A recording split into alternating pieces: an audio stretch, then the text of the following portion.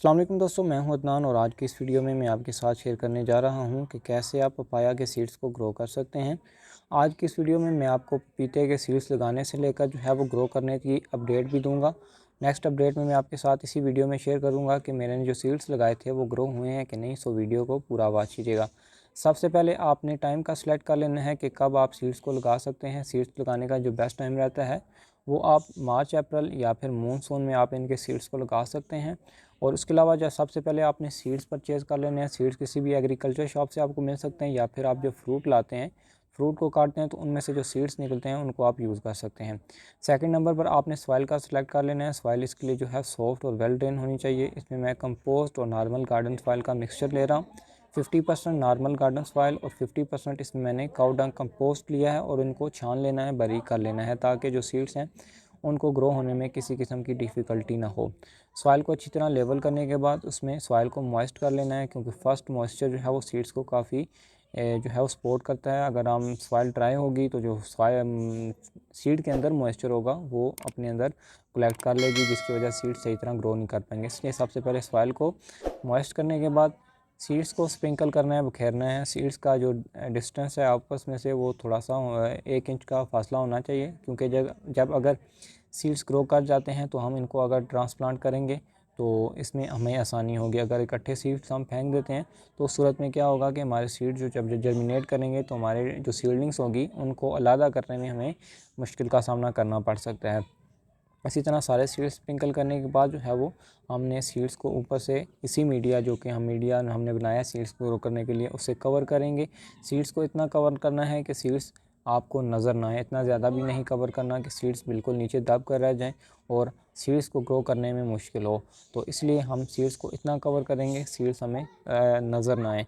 Seeds को cover करने के बाद जो है वो हमने इसमें अच्छी तरह पानी देना है। सीड्स सॉइल को हमेशा मॉइस्ट रखना है। और जैसा कि अभी तेज़ गर्मी चल रही है तो हमने इसे सनलाइट से बचाना है। डायरेक्टली सनलाइट ना पड़े, पार्शियल शेड या फिर सेमी शेडेड एरिया में हमने इसको रखना है। और सॉइल हमेशा चेक करते रहना है कि सॉइल हमारी ड्राई ना हो। तो सॉइल को हमेशा मॉइस्ट रखेंगे और नेक्स्ट अपडेट मैं ऐसी वीडियो में दूंगा। वीडियो के साथ जुड़े। Welcome back friends. After 20 days के बाद जो है वो आप देख सकते हैं पपाया के सीड्स जो थे वो 90% जर्मिनेट कर चुके हैं। इनमें से कुछ सीड्स जो हैं वो लैगी हो चुके हैं, जिसका रीज़न ये था कि मैंने इनको जो है वो काफ़ी ज़्यादा शेडी एरिया में रखा हुआ था जहाँ पर सनलाइट ना होने के बराबर थी। तो अभी मैंने इनको जो है वो शेडी एरिया से हटाकर पार्शियल शेड में प्लेस कर दिया है, जहाँ पर इनको जो है वो छन कर धूप मिलती है। तो इस सूरत में जो है वो ये अभी रिकवर हो रहे हैं। तो जब भी आप सीड्स ग्रो कर रहे हैं, वो आप विंटर सीज़न के हों या समर सीज़न के हों, तो उनको आपने ऐसी जगह पर प्लेस करना है जहाँ पर इसको थोड़ी सी धूप मिलनी चाहिए। बिल्कुल अगर शेडी एरिया में रख देते हैं तो सीड्स लैगी हो जाएंगे और ये नीचे जिनके स्टेम्स हैं वो गलना शुरू हो जाएंगी और आपकी जो सीडलिंग्स हैं वो कामयाब नहीं हो पाएंगी।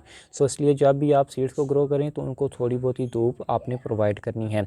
अभी ये सीड्स यहीं तक मैं अपडेट दूंगा। नेक्स्ट अपडेट काफ़ी लंबी हो जाएगी जब ये सीड्स ग्रो करेंगे, क्योंकि ये सीड्स जो हैं वो जर्मिनेट तो करते हैं जल्दी, लेकिन जब इनकी सीडलिंग्स बड़ी होती हैं उनमें थोड़ा सा टाइम लग जाता है। तो मज़ीद नेक्स्ट अपडेट में जो है वो किसी अलग वीडियो में आपको दूंगा, जिसमें मैं ये सीडलिंग्स आपको ट्रांसप्लांट करके दिखाऊंगा और नेक्स्ट अपडेट भी साथ साथ देता रहूँगा।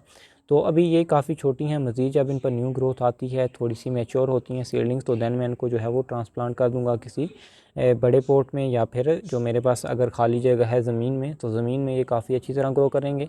अगर हम इसको जो है वो ग्रो बैग में शिफ्ट करना चाहते हैं तो उसके लिए बड़े ग्रो बैग की ज़रूरत पड़ेगी, जिसका साइज़ जो है वो 7x7 मतलब 7 गैलन से अबव हो। 10 गैलन तक का भी हम इसमें ग्रो बैग यूज़ कर सकते हैं।